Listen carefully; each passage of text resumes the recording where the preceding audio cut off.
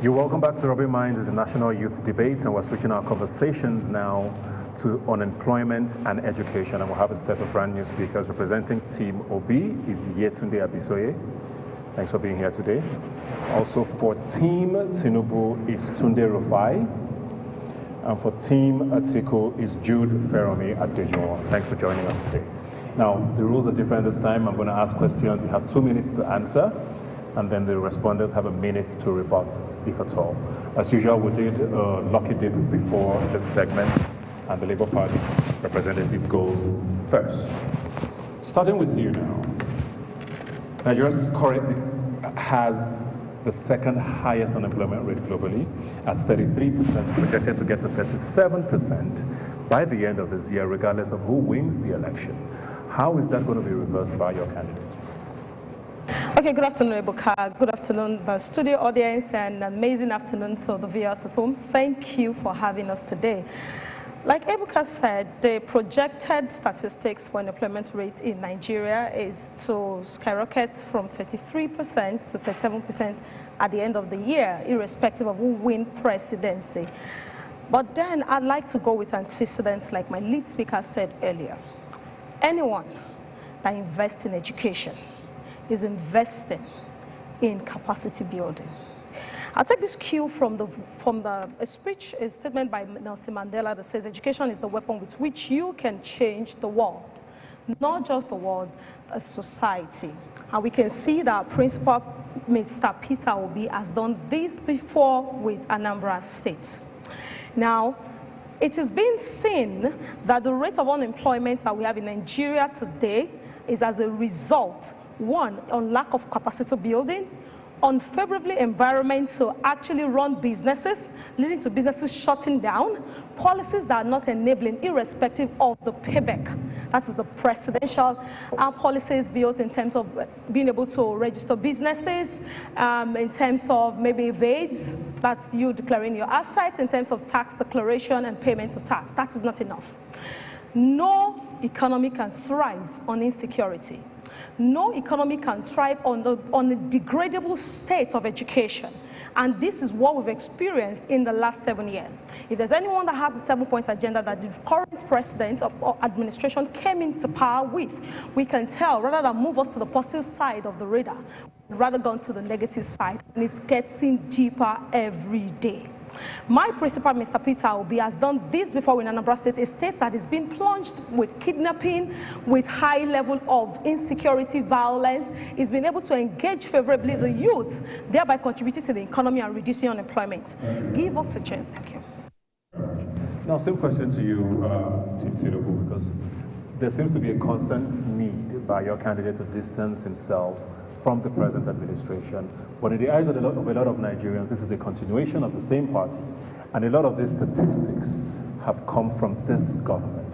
Why then should people believe that anything will be different? Fighting unemployment, I think my candidate has demonstrated that with what we have in Lagos. That is why everybody moved into Lagos in their thousands. And as you can see, Nigeria of today, the current administration of Muhammadu Buhari is, we cannot shy away from it. It's our party, we belong to that party, but bringing the two candidates, the two personalities involved, Asiwaju Bola Ahmed Tinubu and President Muhammadu Buhari. Asiwaju Bola Ahmed Tinubu has the capacity and the capability to ensure that we fight this menace called unemployment head on. And he has demonstrated that in the past, and he's still going to do that at a larger scale. I can remember vividly in 2000, when Asiwaju, in 1999, when he was elected as governor of Lagos State. In 2000, the first employment opportunity that was given to Lagosians was 2,000 employment opportunity. And those who were part of those who gained that employment today are those who built the master plan of Lagos. Because of the initiative, the vision of Asiwaju Bola Ahmed Tinubu, that master plan that was built in 2000 is now manifesting in 2022. That shows that you need to put on a long scale for you to fight unemployment head on. Thank you very much. Timatiku, now Nigerian presidents have a history of sort of socialist schemes. Recently we have the End Power, Trade and Money and all of that. But your candidate seems to lean more towards government getting their hands off things like that. How then do you get Nigerians out of this unemployment quagmire without government's involvement? What is the plan? First things first, I personally believe, and the candidate of our party, Alhaji Atiku Abubakar, personally believes strongly that it is not the business of government to create jobs. This is medieval thinking that at best is colonial. In those days, the colonial masters came, gave you an education, and told you that you have to get ready for a job of a clerk in the office. That is not the vision of a country that is interested in productivity and increasing the economy. It is the business, it is the sole business of the private sector to create jobs. Having said that, in the last 7 years, what is clear is that people are not just losing jobs. There are students and graduates who are leaving school and do not have jobs, entering the labor market without the ability to get jobs. There are those who are within the labor market and they are losing their jobs because of the economic policy of this APC government for the last 7 years. This is the baseline. Now, when you come for the next 8 years, and I think that this might be an academic exercise, but for listeners at home and for listeners here, we need to begin to imagine what the next 8 years will look like. If we go into the next 8 years with this kind of thinking, that it is government's duty to create jobs, then what we will have is government creating social welfare policies like the ones that you mentioned, putting a strain on government revenue and the cost of governance. And that's what we have in a way that the debt that we have increases, the domestic debt we have increases. And because I have to round up, 4 things is our pathway. 1, there's going to be a schools to job pathway. Secondly, entrepreneurship will be a very, very major part of our solution. And I can go on and on, but I'm sure we'll get there. Yes. Back to you. Now, how different when you hear that is your candidate's plan? Does he believe in government creating jobs or the private sector solely, like he said? Is that an idea that you think works for your candidate? Our 7-packed agenda with Nigeria actually prove how ready we are to hit the ground running and improve on the economic capacity of Nigerians. One of them is the agrarian formula we're going to use, which is enhancing and putting into maximum use the vast land and arable lands we have in the north. Peter B has said this over and over again under the Labour Party, that the North can comfortably feed Nigeria and even increase our exports. We are at shortage of dollars because our imports exceed our exports, and that is what no antecedent has actually done before. Let's not take out the fact that we are emphasizing on consumption to production.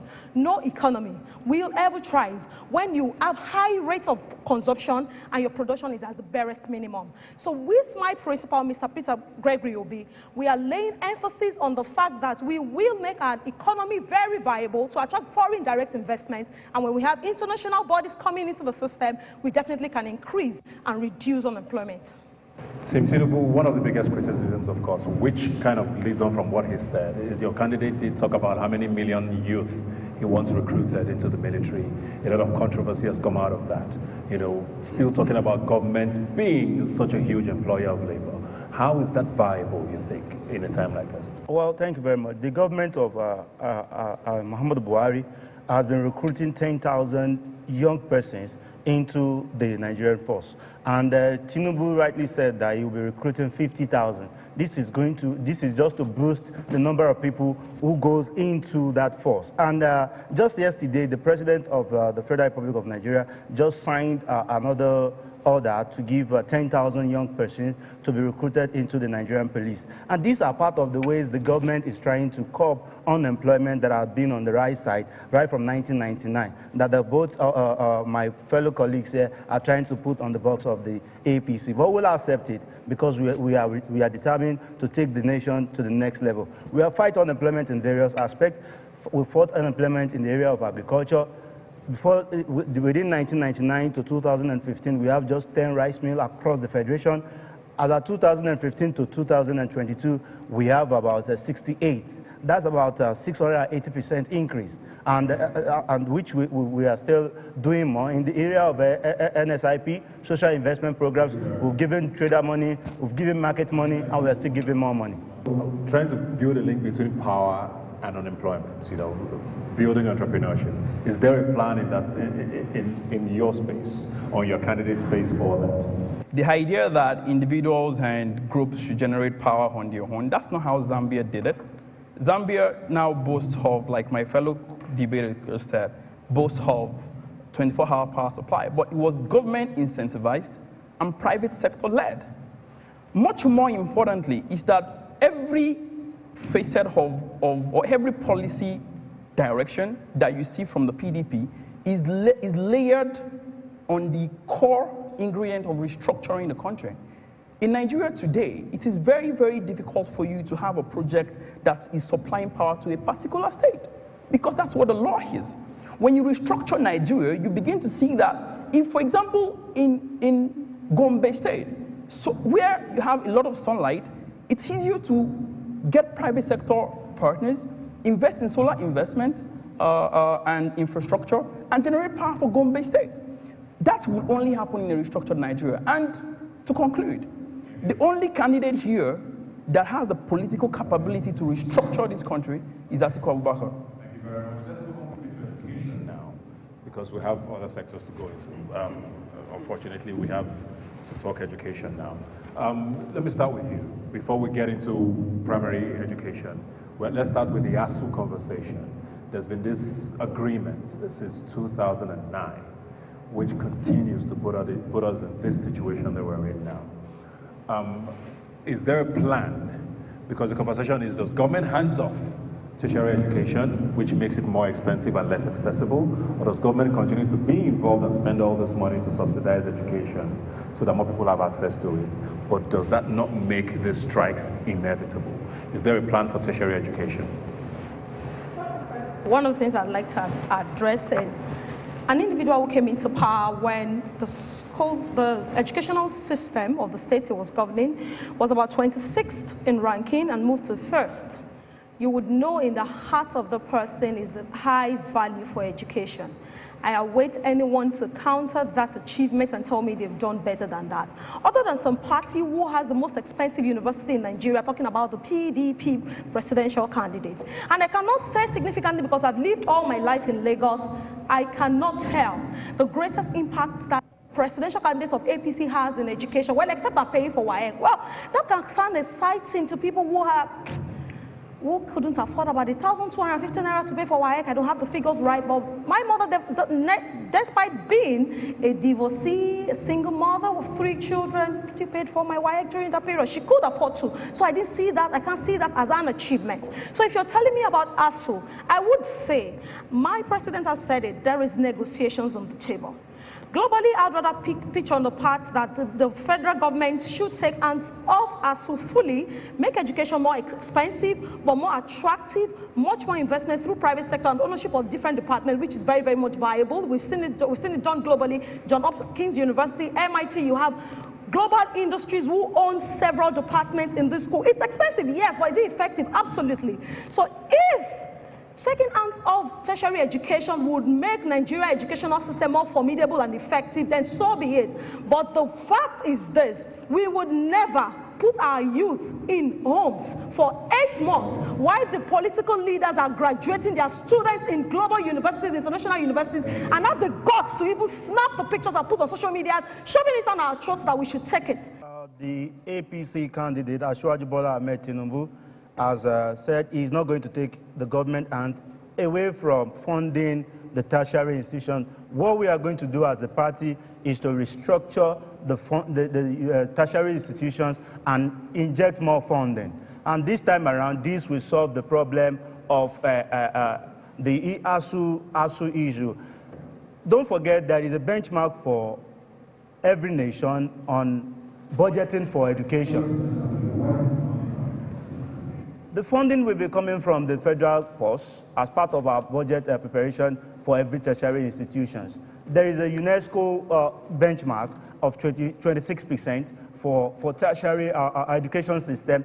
This, our administration has been improving upon from 1.5% to 6.5%, now is at 6.8%, if I am correct at that statistics at the moment. But what we are going to do and what we are doing is that Asiwaju Bola Ahmed Tinubu in the master plan for the Renew Hold Master Plan is that we are going to ensure by 2025 we'll meet that UNESCO benchmark to fund education by 26% of our annual budget. And that will solve the issue of ASU and other tertiary institution maintenance that we have that is before us.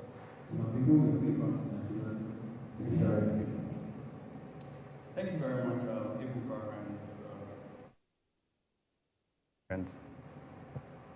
630 days is the longest time that ASU has spent going on strike in recent years under the All Progressives Congress administration. 630 days. Within these days, the All Progressives Congress, which, like we have all alluded to here, the candidate of the APC is trying to delineate himself from, did absolutely different things that did not solve this problem up until we spend this long time. That's one. Secondly, is that the proposals that you hear candidates put forward is not based on restructuring the country. And when you restructure education system in Nigeria, what the People's Democratic Party has in plan, and you can read our policy documents, is that the tertiary institutions are going to be devolved to the states.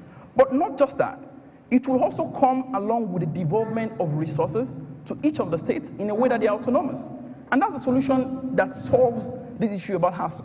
And we can go on and on about, the different problems of the unionists, but in a restructured Nigeria where everybody has a sense of belonging and they have the resources to deploy for that system, it works. My name is Bimba Akintola, and my vote is for Asiwaju Bola Ahmed Tinubu. Why? So many reasons. If I start now, I don't know when I'll stop, but I'll try and give you a few. One of the most important things to me right now is certainty. And, I don't want to dive into the unknown and hope for the best. I want somebody who's been tried and tested, somebody who's done it before and can and will do it again, and that's Asiwaju. Another reason, his cabinet when he was governor of Lagos State, it was filled with all the ethnicities, mixed ethnicities. He's not someone who cares about your ethnic background, but what you can do. And that's important. We need people who will come together and change this country. We're at a critical period in time, not only for Nigeria, but for the world at large. And it's important to have somebody who has done it before and can and will do it again. And that's Asiwaju, no one else. Yeah, with you, don't just stand there teasing me. Now it's time to show and prove. So I want to come to you now because your positions are completely opposite. You think government should hands off tertiary education and make it more qualitative, I believe, even if it makes it a little less accessible. He believes government needs to put more funding into tertiary education and make it even more accessible, and he thinks that would end ASU strikes. What's your take on it?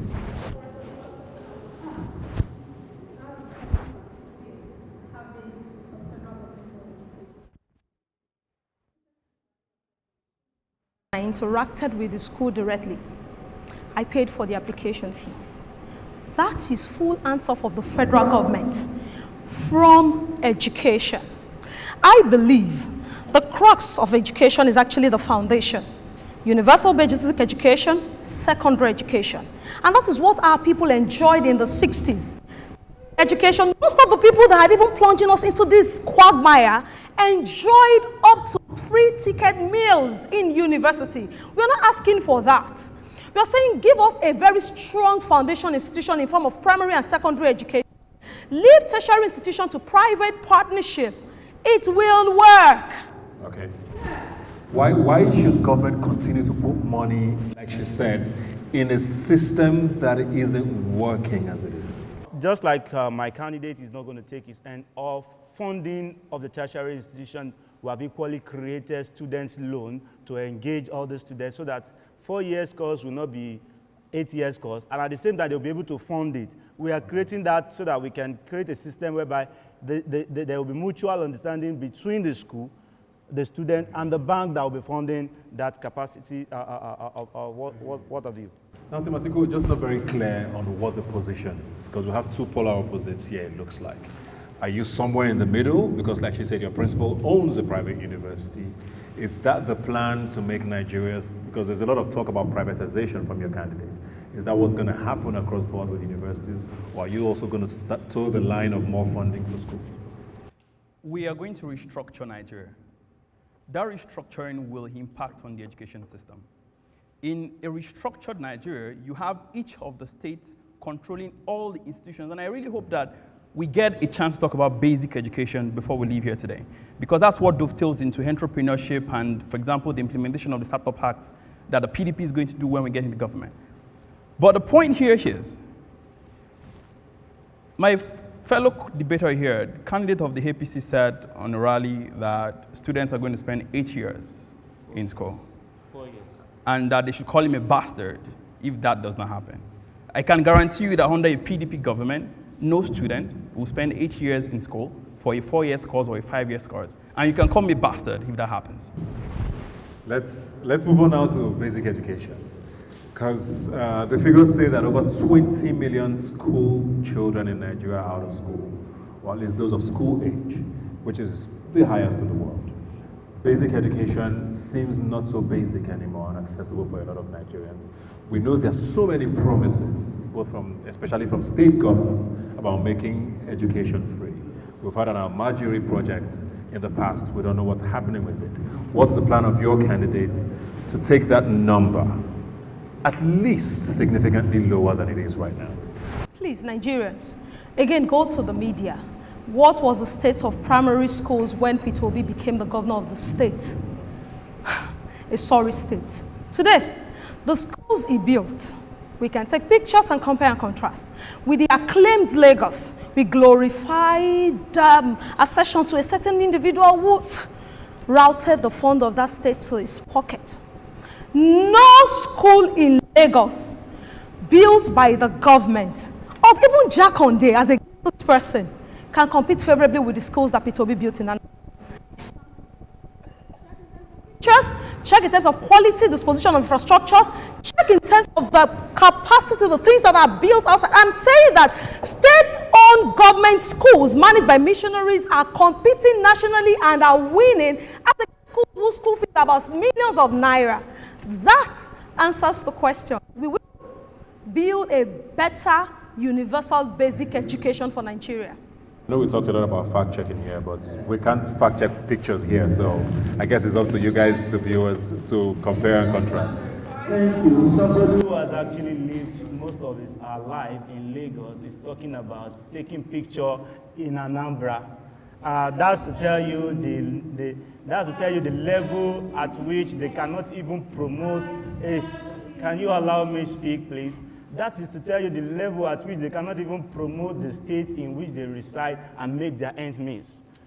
Lagos has been a model. Over 10 states have come to Lagos to understudy the universal basic education system in Lagos. There is an Eco-Excel system that is working for children in Lagos public schools. There are meals provided for pupils in various schools. In fact, government is, at some levels, government provides free school buses. These are things that Lagos state government is doing that Asiwaju Bola Ahmed Tinubu gave as a template. And successful government that have been coming after him has continued to roll on that template. Now she is telling me to go to Anambra, where I cannot even travel to on a Monday or on a Tuesday to go and take a picture in the public school. Come to Lagos on any day. You can take pictures at the model schools and the Millennium School of Lagos. Thank you very much. I'll say a few things as fast as possible. Right now, Nigeria has 47.3% of the global out-of-school children in the world, more than India, China. And if we follow what my colleague here said, the reason why we have so much children out of school is because they've been coming to Lagos to copy this model. Lagos today is the third largest state of out-of-school children in Nigeria. This model doesn't work. It doesn't. And for the last 8 years, for every full year that APC has spent in government, more than 1 million children have gone out of school. In Lagos here, in fact, experts analyze and say that for every 10 children that Lagos State tries to put in school, 6 drops out. These policy models don't work. I will tell you what works, which is going to come under a PDP government. 1, we're going to improve access, improve infrastructure, and improve the quality of education. But much more importantly, and I think this is very important, We need to be preparing our children for a digital future. We're going to build a Nigeria with a digital economy, and our children are going to have to be competitive in that economy. That's what our plan is. All right, thank you very much, speakers. Just a few things to fact check very quickly. There's a claim that President Buhari has been recruiting 10,000 Nigerians into the Nigerian force. It was actually the police, and the recruitment has been stalled due to an ongoing conflict between the Inspector General and the Police Service Commission. The case is in the Supreme Court, so that's not ongoing as we speak. 16 billion spent on power in the past. The claim has been repeated over and over again, but disputed by everybody who's been involved in this years leading up to this. So it's unverifiable. Just wanted to put that out there. Anambra State moved from 26th to 1st in education. True, but that's with WAEC and NECO results. So we don't know whether that encompasses entire education. But it is, I guess, almost true. 10 states came to learn from Lagos on universal basic education. Couldn't verify that. So we don't know if that's true or not. And finally, Lagos is 3rd highest in out-of-school children. The statistics we have says it's 18. So just wanted to clear that up.